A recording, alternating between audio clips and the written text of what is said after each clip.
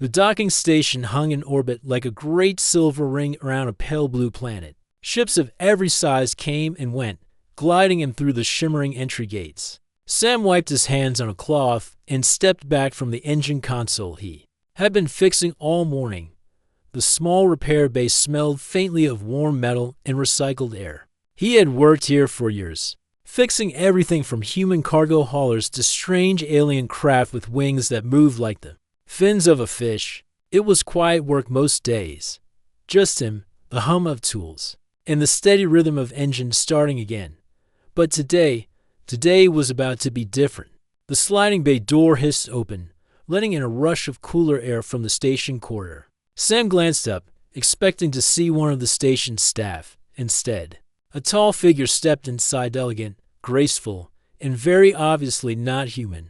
She had smooth skin with a faint silver blue tint, and her eyes were like twin drops of polished glass, reflecting every light in the room. A soft, layered gown shimmered faintly as she moved, though it was simple enough to not look royal, at least, not at first glance. Her long hair was braided with tiny crystal beads that made the faintest sound when she walked. She stopped in front of him.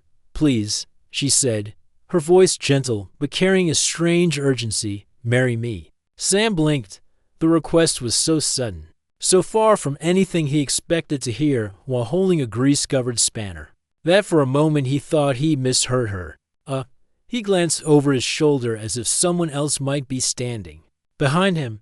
"Are you talking to me?" "Yes, you are Sam, repair technician for Dock 7? She asked, her tone firm but not unkind. "Yeah," he said slowly, "that's me. And you want me to marry you?" Her hands came together in front of her, fingers interlacing. She looked directly into his eyes. "Yes, if I do not, I will lose my crown. Galactic law demands it." Sam stared at her, unsure if this was some elaborate joke. Maybe the other mechanics had set this up, knowing he hated surprises. But her expression didn't shift. It stayed completely sincere. "Right?" Sam said at last. "I think you might have the wrong person. I'm not exactly prince material." "I'm not seeking a prince," she said quickly. "I am seeking you." Her words landed with a quiet weight that made him forget how to respond. The repair base seemed to small now, the air too. Still, he set down his spanner and took a careful step back. "Look, what's your name?" "My name is Lyra," she said. "I am heir to the sky crown of Eris-4. Eris-4, Sam repeated, trying to remember what he knew about that name. The planet was famous for its vast gardens that floated in orbit, gardens so beautiful they drew visitors from across the stars. He'd once seen a picture in a travel holo, flowers glowing under twin moons, pots of crystal bridges leading between islands in the sky. "And you want me to marry you," Sam said again, "so you can keep being heir to your crown." "Yes," Lyra said simply. "If I am not married to someone outside my people within 3 standard days, the Galactic Accord will remove my claim. Another will take my place." "Why outside your people?" Sam asked. Lyra gave a faint smile, though it was tinged with sadness. "It is an old rule. Long ago, rulers kept only to their own kind. It led to closed worlds, hidden knowledge, and great distance between cultures. The Accord demands that leaders unite beyond their own worlds for the sake of peace. My family accepted this law generations ago. Now, I must fulfill it." Sam rubbed the back of his neck. "I still don't get why me. I mean, there's a whole galaxy of people you could pick from. Why walk into my repair bay?" Her gaze didn't waver. "I have searched. The choice is not random. I will explain, if you will talk with me somewhere quieter." Sam hesitated. This was absurd. He had work to do, engines to fix, and no interest in whatever royal drama this was. But there was something in her tone, a quiet edge of desperation, that made him pause. "Fine," he said at last, grabbing a rag to wipe the grease from his hands. "There's a lounge down the hall. Let's talk there." The station lounge was dim and calm, with the faint hum of air filters in the background. Soft lights glowed from panels in the walls, and a wide window showed the curve of the planet. Below, a few travelers sat at tables, drinking or reading from small holo displays. They found a seat in the corner, Lyra sat with her back straight, hands resting lightly on the table. Sam leaned forward, trying to read her expression. "All right," he said. "So why me?" Her eyes seemed to catch the light differently when she spoke. "Because you are human." "That's it?" Sam asked. "No," she said, shaking her head. "It is because you are a human who resonates. My people have studied the mental harmonics of many species. Humans are rare in that their patterns shift easily, they adapt, they grow, they can bridge worlds without losing themselves. You are the strongest resonance I have found." Sam raised an eyebrow. "Mental harmonics? It is difficult to explain in your words," Lyra said softly. "But it means that when you speak, think, and feel, the shape of your thoughts aligns with mine. It is not romance I ask for, it is unity of purpose. If we are bound, my people will not only keep the crown, they will have a bridge to the wider galaxy. You will have a place among them." Sam looked down at the table. This was beyond anything he'd expected when he woke up this morning.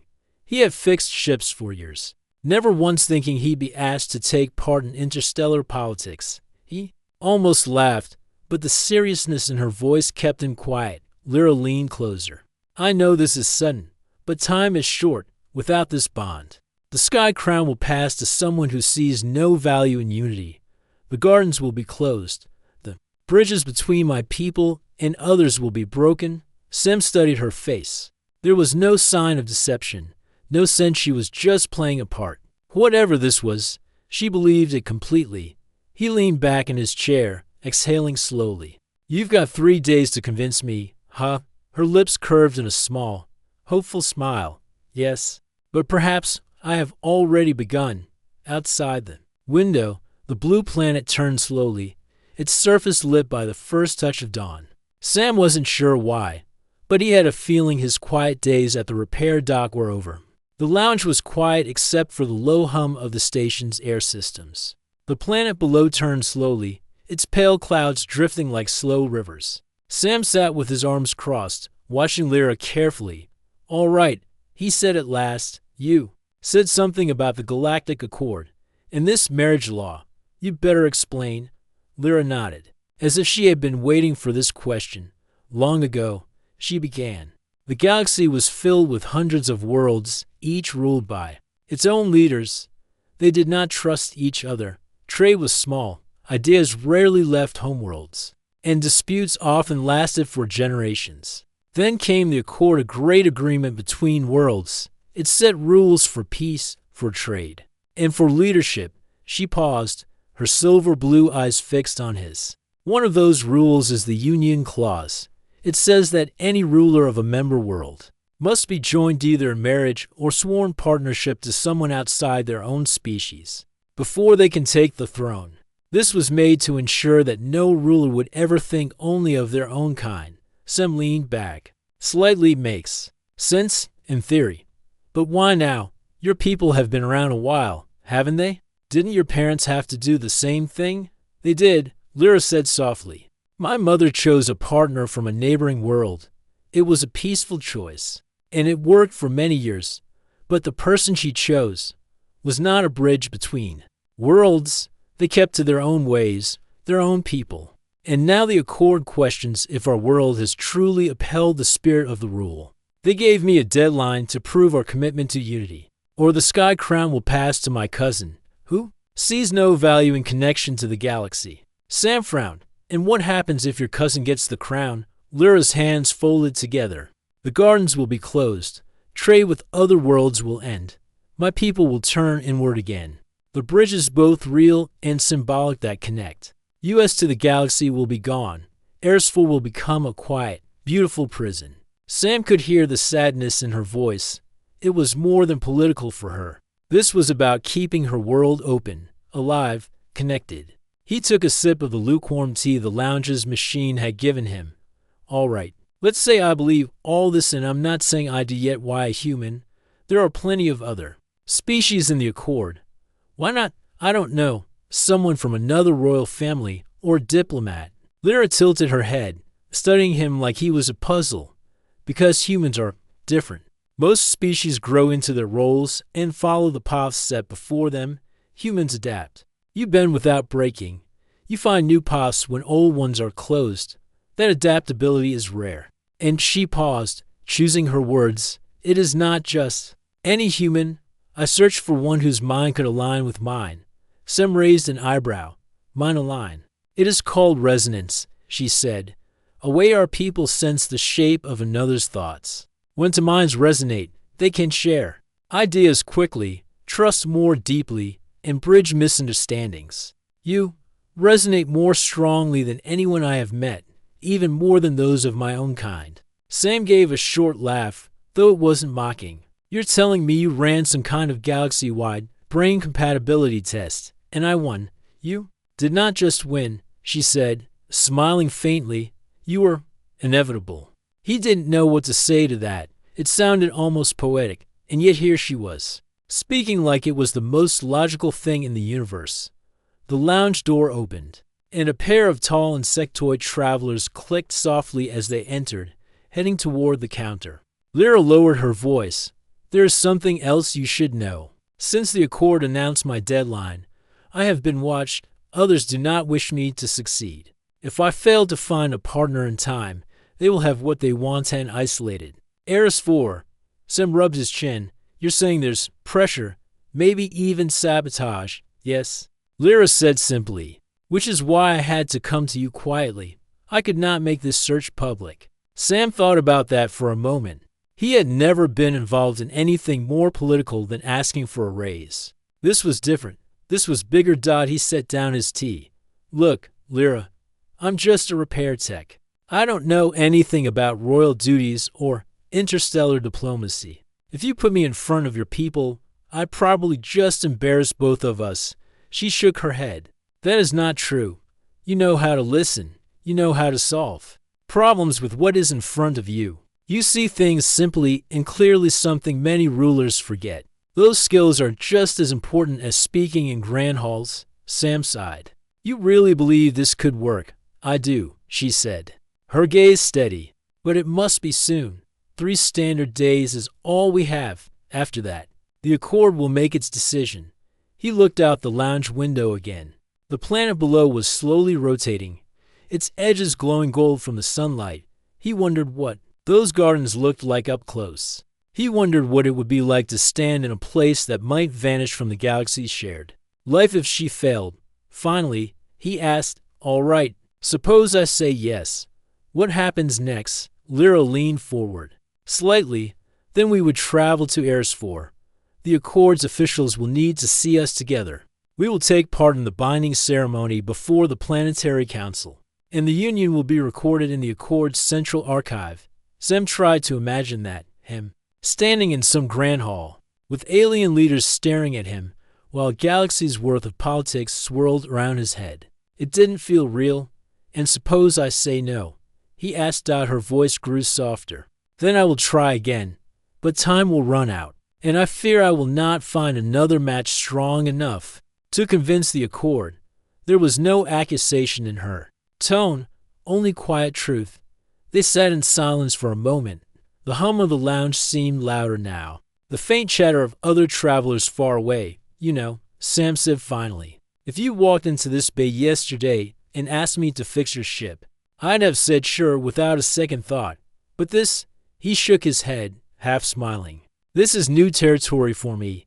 It is new territory for me as well. Lyra said gently, but sometimes the best paths are the ones we have never walked before. Sam glanced at her. She wasn't pushing, wasn't demanding, just waiting. That patience made it harder to dismiss her. At last, he stood up. All right, I'm not promising anything, but I'll hear you out. Show me what's at stake. If I'm going to make a decision, I want to see the world you're trying to protect. Relief washed over her features, though her posture remained dignified. Thank you. I will arrange transport at once. There is something important you must see. As they left the lounge, Sam couldn't shake the feeling that he had just stepped onto a path that would lead far beyond the safety of Dock 7. Somewhere deep inside, a quiet thought stirred. Maybe, just maybe, he wanted to see where it would go. The station's docking ring was alive with movement. Ships came and went through the glowing gates. Cargo drones zipped overhead, and travelers of every shape and color filled the wide corridors. Sam walked beside Lyra, trying to ignore the curious glances they drew. She moved with quiet grace, her silver blue gown flowing around her like ripples in water. Sam noticed that she kept scanning the crowd, her eyes moving quickly from one face to another. "You're looking for someone?" he asked. "I'm looking for everyone," Lyra replied softly. "And for anyone who might be looking for us." Sam frowned. "You mean people who don't want you to succeed?" "Yes," she said simply. "When a crown is at stake, not everyone will wish you well." They reached the security arch where a tall, four-armed officer scanned Lyra's travel pass. As they stepped through, Sam caught sight of two figures standing near a row of kiosks. They were tall, cloaked in long dark coats, and seemed to be watching them. But when Sam looked again, the figures had turned away, blending into the crowd. Once they were clear of the checkpoint, Sam said quietly, "You've got watchers." Lyra didn't look surprised. "I expected that. Some may just be curious. Others may be here to influence my choice." Sam shook his head. "Feels like I stepped into a mystery novel." They reached the docking bay where a sleek silver vessel waited. Its surface was smooth, with wing-like panels folded against its sides. The ship seemed alive somehow, as if it was listening to the space around it. "This is your transport?" Sam asked. "Yes, the Serenia," Lyra said, running a hand lightly over the hull. "It is built for diplomacy, fast, quiet, and safe." They boarded through a side ramp, stepping into a bright, clean cabin with wide windows that offered a view of the docking bay. Soft light glowed from panels in the ceiling, and the air smelled faintly of something fresh like leaves after rain. As they settled into the main cabin, Sam glanced at her. "Earlier, you said I was chosen because of resonance. That's still a little vague for me." Lyra folded her hands in her lap. "Resonance is more than just thinking alike. It is a rare alignment of mind and purpose. My people believe that such alignment can guide decisions, smooth disputes, and even prevent misunderstandings before they happen. Two minds in resonance can hear the meaning behind the words, not just the words themselves." Sam leaned back in his seat. "And you're saying we have that?" "I am certain of it," she said. "I began searching long before the Accord gave me my deadline. Many candidates were compatible. But when I reviewed your profile, something happened even before we met. My mind felt lighter, clearer. The test confirmed that our resonance was stronger than any I have seen." Sam tried to wrap his head around that. He was just a guy who fixed ships.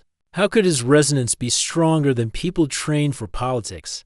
Before he could ask, the ship's engines gave a soft hum. Through the window, the docking clamps released, and the Serenia began to drift toward the glowing exit gate. Lyra glanced at him. "You do not believe yet." Sam gave a small shrug. "It's not that I don't believe you. It's just hard to think I'm suddenly the most important human in your entire galaxy-sized plan." "You may not see yourself that way," she said, her voice calm. "But sometimes, those who never seek the crown are the ones best suited to wear it, at least in part." Sam chuckled lightly. "I think you just called me a half-king." She smiled. "Perhaps, but a very necessary one." As they passed through the exit gate, the black of space opened before them. Stars glittered in every direction, and the planet's curve shone with a faint blue glow. Sam was about to ask how long the trip would take, when a soft chime came from the ship's control console. Lyra tapped the display, her brow furrowing. "What is it?" he asked. "A proximity alert," she said. "Another ship is following us." Sam moved to the window and peered out. At first he saw nothing, just the stars and the faint trail of their own engines. Then a small shape appeared in the distance, dark and unlit. Keeping its distance but matching their path. "Could just be coincidence," Sam said. "Perhaps." Lyra said, but her voice was thoughtful. "Or perhaps not." The Serenia adjusted course, and the shadowed ship did the same. Lyra pressed a few controls, and the cabin's lights dimmed slightly. "We will not confront them now," she said. "We will simply be less visible." Sam sat back down. "You're calm for someone being tailed." "This is not the first time," she replied. "But I did not wish for you to know so soon." Sam gave a dry smile. "Too late for that." After a while, The shadow ship drifted farther away, disappearing. Behind a field of small asteroids, Lyra relaxed slightly, and the cabin lights brightened again. "All right," Sam said. "Tell me the part you're not telling me." She looked at him steadily. "The Union Clause is not the only reason I sought you out. My people are on the edge of change. There are voices in our council who believe humans and only humans can help us adapt. They say your species' way of thinking could be the key to balancing our traditions with the needs of the galaxy. The Accord knows this. If I fail to unite with someone who proves this truth, they will decide my people are unwilling to grow." Sam blinked. "So this isn't just about you keeping your crown. It's about your entire world's future." "Yes," she said simply. "And you, Sam, you may be the one who proves to them that unity is worth keeping." He leaned back, letting that sink in. It wasn't just marriage. It wasn't just ceremony. If what she was saying was true, his choice could decide whether her world stayed connected to the galaxy or closed itself off. "All right," Sam said slowly. "Show me this world of yours. Let me see what's worth all this trouble." Lyra's eyes softened. "I will. And when you see it, I believe you will understand why I'm asking this of you."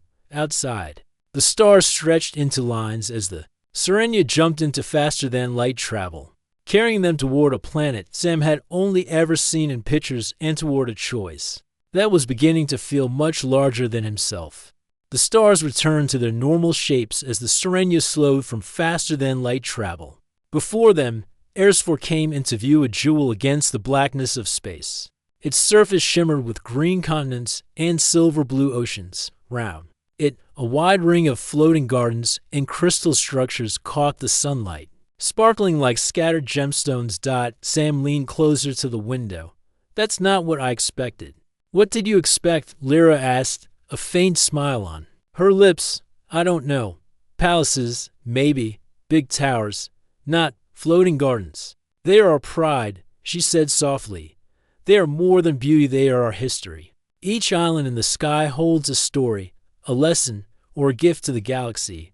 If the crown is lost, many will be sold or abandoned." Sam kept his eyes on the gardens. Even from orbit, he could see colors, bright patches of violet, deep gold, and soft silver blooms. Bridges of crystal connected some of the islands, while others drifted alone, their edges glowing faintly in the sunlight. As the ship descended toward the atmosphere, a soft chime rang from the console. Lyra tapped the controls, and a small screen lit up. A holo message appeared, lines of text in a language Sam didn't understand, followed by its translation. "Breaking news. Heir to the Sky Crown rise with possible human partner. Accord. Representatives confirm binding ceremony preparations." Sam groaned. "How did they even know we were coming?" "News moves fast here," Lyra replied.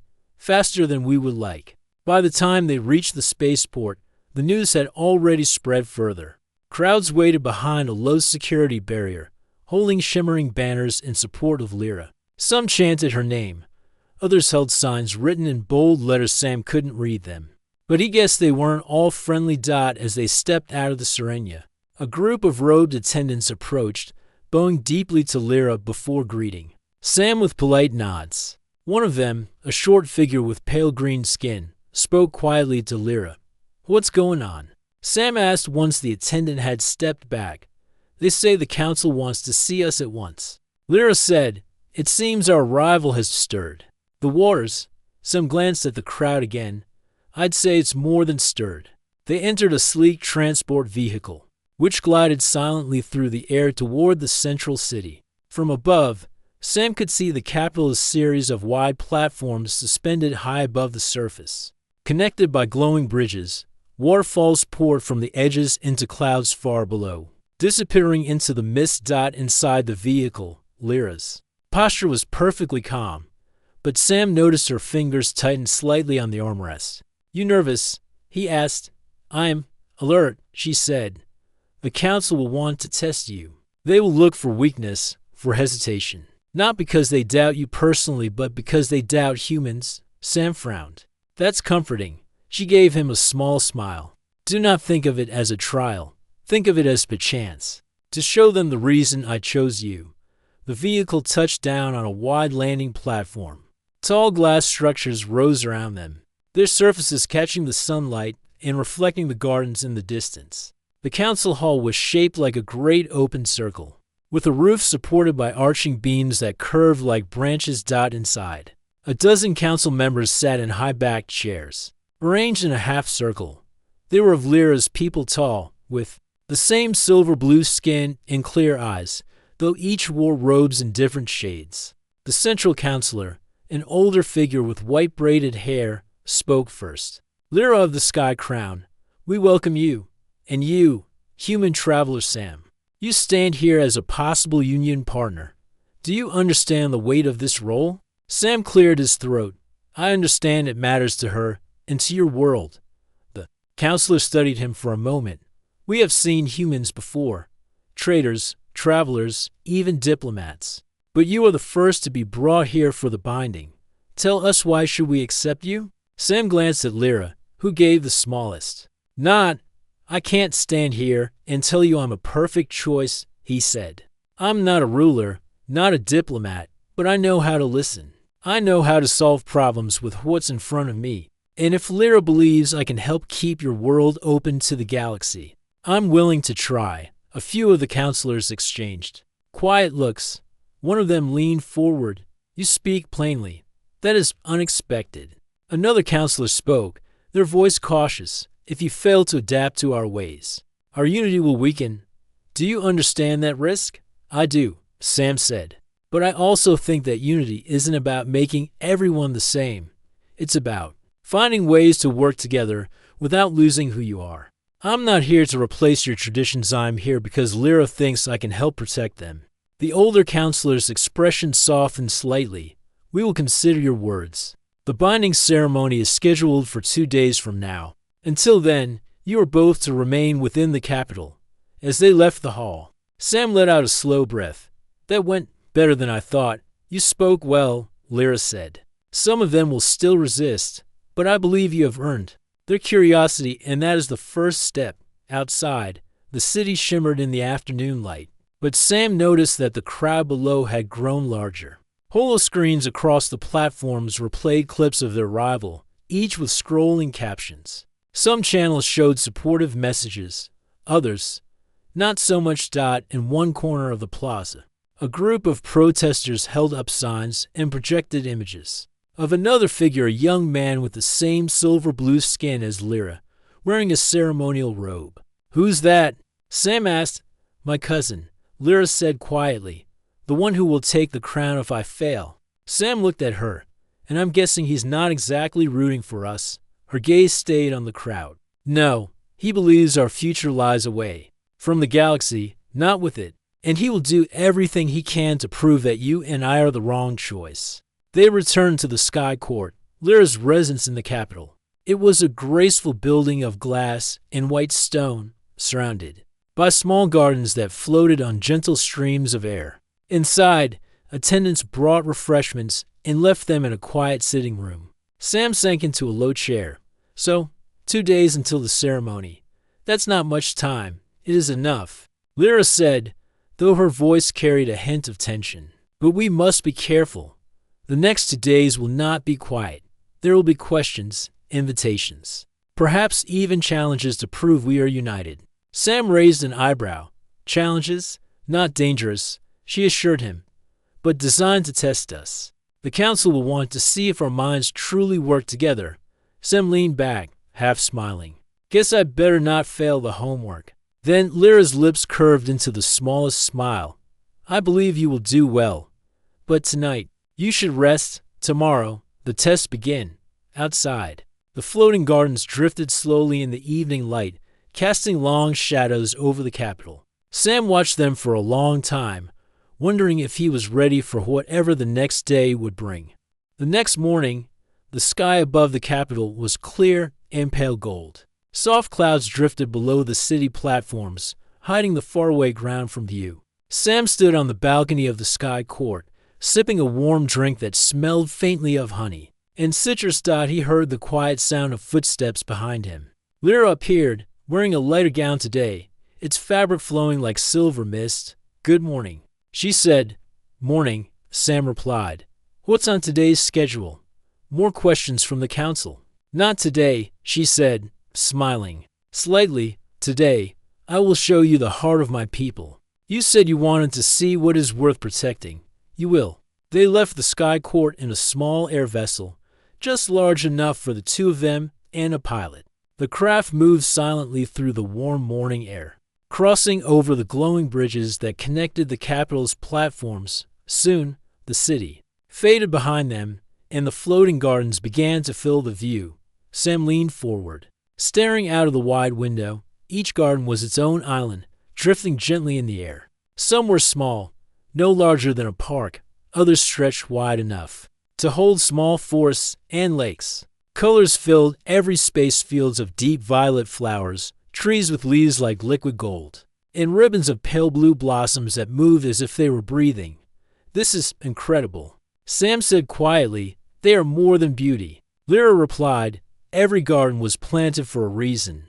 Some hold rare plants that heal. Some are designed to teach. Others are places of reflection, where our people go to seek wisdom. Their vessel approached one of the larger islands from above. Sam could see paths winding through the gardens, crossing over streams and passing under archways made of living vines. The vessel landed on a flat platform near the edge, where soft grass grew right up to the landing area. Lyra stepped out first, the breeze catching her hair. Welcome to the Sky Garden of Unity, she said. They began to walk along the main path. Birds with silver feathers flew overhead, their wings catching the sunlight. The air smelled fresh, touched with the scent of blooming flowers. This garden, Lyra explained, was made when our people first joined the Galactic Accord. It is meant to remind us that different plants, from different places, can grow together if cared for. Every tree, every flower here comes from a different world. Sam noticed it immediately. The plants didn't seem like they belonged together, and yet, somehow, they did. A tall tree with red crystal-like leaves stood next to a soft, pale bush covered in tiny blue flowers. Vines with star-shaped blossoms curled gently around both. It's like a living symbol, Sam said. Yes, Lyra replied. And if the crown passes to my cousin, I fear this place will be closed to outsiders. It will no longer be a symbol for all. They reached a wide clearing where a small waterfall spilled into a pool. A stone bench sat nearby. Lyra gestured for Sam to sit. Sam, she said as they sat together, I brought you here because words are not enough. The Accord speaks of unity, but here you can feel it. This is what I want for my people, not just beauty, but connection. Sam looked around. The breeze moved gently through the leaves, and the sound of water mixed with the calls of the silver birds. It felt peaceful. But more than that, it felt alive, as if the garden itself wanted to be shared. I get it, Sam said softly. I can see why you don't want to lose this. For a while, they sat in silence, just listening to the garden. Then Lyra spoke again. There is something else, she said quietly. The Accord officials will be visiting tomorrow. They will walk these paths, speak with us, and decide if our bond is true. If they believe it is only for politics, they will not approve the union. And without their approval, the crown is gone. Sam finished for her. Yes, Lyra said. Sam ran a hand through his hair. All right, then we make them believe it. They continued their walk, passing through a section of the garden where the plants grew taller and closer together. The air here was cooler, filled with the scent of fresh water and moss. A narrow bridge crossed a deep ravine where streams of mist rose from below. As they stepped onto the bridge, Sam noticed movement in the corner of his eye. A figure stood at the far end of the path, watching them. It was the same cloaked style he had seen at the station, long and dark, the hood hiding the face. Lyra saw them too. She did not stop walking, but her voice dropped low. Stay close. The figure turned and disappeared into the trees. When they reached the spot, there was no sign of anyone, only the soft rustle of leaves. Your cousin's people? Sam asked. Possibly, Lyra said. Or those who simply wish to see the crown change hands? Sam frowned. They're not exactly being subtle. Perhaps they wish us to know they are watching, she said calmly. It will not change our path. They finished their walk by returning to the central clearing. The pilot was waiting at the vessel, and the sun had shifted lower in the sky, casting long golden light across the floating garden's dot as they lifted into the air. Sam looked back at the sky garden of Unity. It seemed almost to glow against the deep blue of the ocean below. "I think you're right," he said to Lyra. "You can't let this be locked away. It feels bigger than just your world." She met his gaze. "Then you understand why I chose you. Tomorrow, we will face the Accord together." That night, Sam stood on the balcony of the Sky Court again. The floating garden shone faintly. Under the light of two moons, their shapes like drifting lanterns in the darkness. Somewhere out there, people were waiting to see him fail. But somewhere in the quiet of his mind, a thought had taken root. Maybe, just maybe, he wanted to succeed. The morning of the binding ceremony arrived with a golden sunrise spilling over the horizon. From the balcony of his guest chamber, Sam could see the capital city waking up, air vessels drifting between the tall spires, markets opening on the lower platforms, and banners fluttering in the soft breeze. But even with all that beauty, Sam felt a tight knot in his chest. Today, everything would be decided. Lyra met him in the main hall, wearing a gown the color of deep ocean water. Silver threads ran through the fabric, catching the light with every movement. She looked calm, but Sam noticed the faint way her hands were clasped together. "Are you ready?" she asked. "As ready as I'll ever be," he said, trying to sound confident. They walked together to the transport platform. Waiting there was a sleek silver craft with the crest of the Galactic Accord on its side. Two attendants in light blue uniforms bowed to Lyra and motioned for them to board. Inside, the craft was quiet, the hum of its engines a low background sound. Lyra sat across from Sam, her eyes thoughtful. "Once we arrive at the council hall," she said, "the Accord officials will ask us questions. They may even separate us to see if our answers match. They will look for signs of truth or lies." Sam raised an eyebrow. "So basically, it's a test?" "Yes," Lyra said. "But more than a test, it is their way of ensuring unity. It's not forced. If they believe we have agreed only for politics, they will not approve." Sam thought about the sky garden, about the birds and the sound of the waterfall. "Then I guess we make them believe this is real?" Lyra's eyes softened. "Sam, I believe it is becoming real." The council hall was a grand building made of pale stone and shining glass. Its roof opened to the sky, letting sunlight pour into the wide chamber inside. Around the edges of the hall, tall seats rose in a half circle, each one holding an Accord official from a different world. Some had smooth, scaled skin. Others had fur that shimmered in the light. A few were so tall they had to bend slightly to fit under the roof. In the center of the hall stood a circular platform, just large enough for Sam and Lyra to stand together. An official with soft green skin and clear crystal eyes spoke first. "We are here to confirm the union between Princess Lyra of Avarice and Samuel Carter of Earth." Sam almost corrected them. On his last name he didn't use it much anymore, but decided now was not the time. The questions began. "When did you first meet?" one official asked. "At the repair dock," Sam answered. "She came to me asking for help, not just with her ship, but with something far bigger." "What do you value most in each other?" another asked. Lyra smiled faintly. "His ability to adapt, no matter where I take him. He finds a way to belong." Sam glanced at her. "Her honesty," he said. "Even when the truth is hard, she doesn't hide it." After several questions, an official with long silver hair stood. "We will now speak with each of you separately." Lyra was guided through one door while Sam was taken to another. The room they led him to was small and quiet, with a single table and two chairs. Across from him sat a short official with bright yellow eyes. "Why do you agree to this union?" the official asked. Sam thought for a moment. "Because I've seen what's at stake. I've seen the Sky Garden, and I know what it means to her people. And I don't think anyone else could help her the same way." The official's eyes narrowed. "Are you certain this is not for personal gain?" Sam smiled faintly. "If I wanted an easy life, I wouldn't be here." When the questioning ended, Sam was returned to the main chamber. Lyra was already there, standing with her hands clasped. She gave him a quick, searching glance, as if to ask, "Did it go well?" before he could answer. An aide hurried to the side of the green-skinned official and whispered something. The official's crystal eyes flickered toward Sam, then toward Lyra. Faint tension spread through the hall. "What's going on?" Sam murmured. Lyra shook her head slightly, but her eyes had sharpened.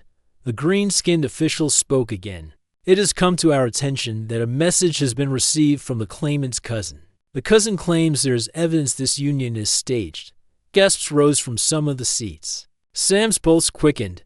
The official continued, "As such, before a final decision is made, the council requires one more Act 1 that will demonstrate trust and unity beyond words." Lyra's voice was calm, but Sam could hear the slight edge beneath it. "And what act is this?" The official gestured toward a tall set of double doors at the far end of the hall. "You will both enter the Chamber of Echoes. It is a place where the walls record truth and falsehood alike. You must speak openly there, with no one else present. The chamber itself will decide if your union is genuine." Sam glanced at Lyra. "That's new." She met his eyes. "It is rare and binding." The double doors opened, revealing a long corridor that led into a round room of white stone. The walls shimmered faintly, as though they were alive with light. In the center of the room was a low platform. When they stepped inside, the doors closed silently behind them. "This place," Lyra whispered, "was made long before the Accord existed. The walls are said to carry the voices of those who speak. Here, holding their truth, or their lies, for eternity." Sam looked around. "And if they don't believe us, then it will be as if we never came here," Lyra said softly. "The union will be denied." They stood facing each other on the platform. "Sam," she said, her voice quiet but steady, "tell me why you're here. The real reason." He thought of the station, of the moment she had appeared in front of him, desperate but determined. He thought of the garden, of the look in her eyes when she spoke about unity. "I'm here because I believe in what you're fighting for," he said, "and because somewhere along the way, I realized I believe in you too." The walls gave off a faint, warm glow. Lyra stepped closer. "And I am here," she said, "because from the first moment, you reminded me that the galaxy is wider. Then I thought, you made me see hope where I thought there was none. That is why I choose you." The glow deepened, filling the room with soft light. The doors opened again, slowly and silently, when they stepped back into the council hall. The green-skinned official stood and announced, "The chamber has spoken. The union is true." A ripple of approval passed through the gathered officials. But in the far shadows of the hall, Sam noticed a figure watching the same hooded form he had seen in the garden. And this time, he was certain they were smiling. The council hall rang with the sound of approval. Voices from dozens of worlds spoke in harmony, sealing the decision. Banners of the Accord shimmered above, their colors shifting in the warm light. Sam stood beside Lyra, feeling the weight of what had just happened. The Chamber of Echoes had judged their words true. The Accord had accepted the union. For now, her crown and her people were safe. Lyra's smile was calm but bright, the kind that reached her eyes. "It is done," she whispered. But Sam's gaze drifted to the far shadows of the hall, where he had seen the hooded figure before. They were gone now, as if they had never been there. After the ceremony, the two were escorted to a high balcony, overlooking the city. Below, crowds of Avarian citizens had gathered. They cheered and waved shimmering ribbons as the announcement of the union was broadcast across the sky in flowing silver letters. Sam leaned on the balcony rail, taking in the sight. "They really believe in you," he said quietly. "They believe in what unity can bring," Lyra replied. "And now, they will believe in us." Sam was about to answer when an attendant stepped forward with a small metallic case. Inside was a thin band of woven silver and blue stone, the ceremonial ring of the royal union. "This belongs to both of you now," the attendant said with a respectful bow. The day moved quickly. Speeches were made. Gifts were exchanged between worlds. Music filled the great plaza, where floating lanterns drifted above the people. But later, as the festivities continued outside, Lyra guided Sam into a quiet passageway deep inside the palace. "There is something you must see," she said, her voice low. They walked down a long, curved hall lit only by soft wall lamps. The air grew cooler as they descended a spiral staircase, until they reached a heavy door made of black stone. Lyra placed her hand on a small panel beside it, and the door opened with a slow sigh. The room beyond was small and circular, its walls covered with intricate carvings. At the center stood a pedestal, and on it lay a crown unlike anything Sam had ever seen. It was not made of metal, but of a strange crystal that seemed alive, pulsing faintly with a light from within. "This is the heart crown," Lyra said softly. "It is the true mark of the Avarian ruler. Without it, the throne is empty no matter what the council declares." Sam frowned. "But I thought the council's approval meant your crown was safe?" Lyra shook her head. "The council's judgment keeps the claim in my name. But the heart crown was stolen many years ago. What you see here is only the shell. The true crystal that powers it is missing. Without it, I cannot truly lead my people, and the one who took it is closer than I thought." Sam's mind immediately returned to the hooded figure in the shadows. "You think it's the same person I saw?" "I am certain," Lyra said. "They are my cousin. The same cousin who sent that message to the council, trying to stop our union. They believe the crown should be theirs, and they have the missing crystal." Sam let out a slow breath. "So what now?" "We just walk up and ask them nicely to give it back." Lyra gave a faint smile. "No, we follow them. We find where they have hidden it, and we take it back before they can make another move." The palace guards were still occupied with the celebrations, which made it easier for Sam and Lyra to slip away into the city. They kept to the quieter walkways, moving between tall, arching buildings lit by floating orbs of pale blue light. The city at night had a dreamlike beauty market still open, selling fruits that glowed faintly, and quiet canals reflecting the silver of the twin moons. But Sam kept his eyes sharp, scanning every shadow. Finally, near the edge of the city's lower tier, Lyra stopped and touched his arm. "There," she whispered. Across the plaza, the hooded figure was moving quickly, toward a narrow bridge that led out to one of the small islands in the bay. They followed at a careful distance. The bridge was quiet except for the sound of water below. When they reached the island, they found themselves among old stone ruins, lit only by the moonlight. The hooded figure stepped into the largest of the crumbling halls, and Sam and Lyra moved silently to the doorway. Inside, the figure stood before a small pedestal. Resting on it was a crystal the size of an apple, glowing with the same living light as the heart-crowned shell. Lyra's breath caught. "That's it," she whispered. But before they could step inside, the figure spoke without turning. "I knew you would come, cousin." The hood was lowered, revealing a face similar to Lyra's, but sharper, with eyes like polished steel. "You think you have won because the council believes you," the cousin said. "But the true ruler is the one who holds the heart of the crown." Sam stepped forward. "Maybe, but a true ruler also has the trust of the people. And from what I've seen, they've already chosen." The cousin's gaze narrowed. "You do not belong here, human." Sam met their eyes. "Maybe not, but I'm here anyway." For a long moment, no one moved. Then, slowly, the cousin lifted the crystal from the pedestal. Its light reflected in their eyes, making them seem almost silver. "You want this?" the cousin said. "Then prove you deserve it." They tossed the crystal lightly in the air, and it began to fall toward the stone floor. Without thinking, Sam lunged forward, catching it in both hands before it could touch the ground. The crystal's light flared at his touch, sending a faint warmth through his skin. Lyra stepped forward, her eyes wide. "It chose him." The cousins stared, their expression unreadable.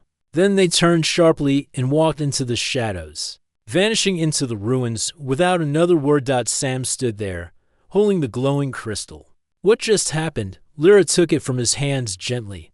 "The heart crystal has its own will. It chooses who may hold it.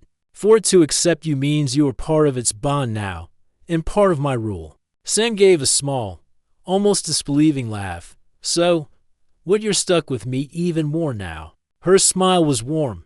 "Yes, and I am glad of it." The next morning, the heart crown was restored.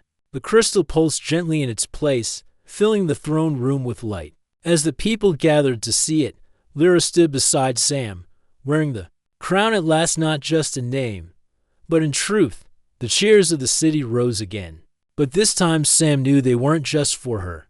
They were for both of them. And somewhere in the distance, beyond the shining towers, the cousin watched silently, a faint smile on their lips. Because the story of this crown and the human who now shared its bond was only just beginning.